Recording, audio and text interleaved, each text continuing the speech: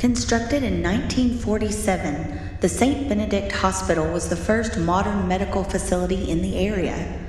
But despite being the only one of its kind, the locals recognized the shortcomings of its staff. With reports of patient maltreatment, understaffing, and sabotaging of patients' health, the hospital has always had its complications.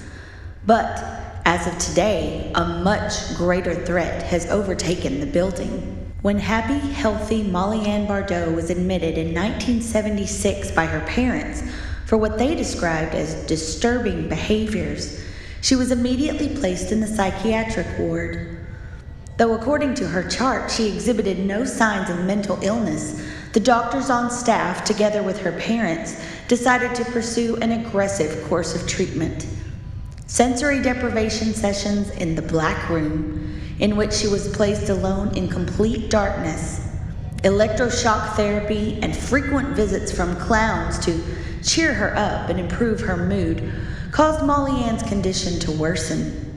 She began reporting seeing the antagonists of the scary movies that her mother would leave playing in her locked room when she would misbehave.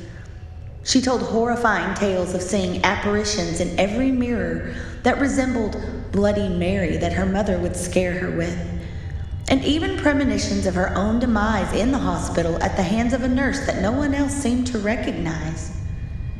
After a short time in the facility, Molly Ann was moved to the children's ward where, although she was completely isolated, she was seen having regular conversations with unseen friends and laughing at clowns that no one saw but her.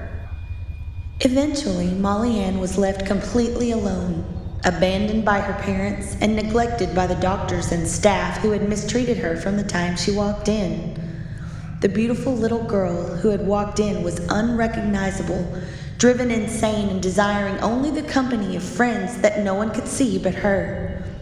Eventually, she died alone, her body not even discovered for days when a nurse finally noticed that the food that was occasionally left for her remained untouched. She was sent to the hospital morgue, given a small service attended only by a few of the hospital nuns, and buried in an unmarked grave. But Molly Ann's presence remained in the place she was abandoned. Hospital patients in the following years began reporting the same symptoms that she did, and seeing children playing in the now closed children's ward.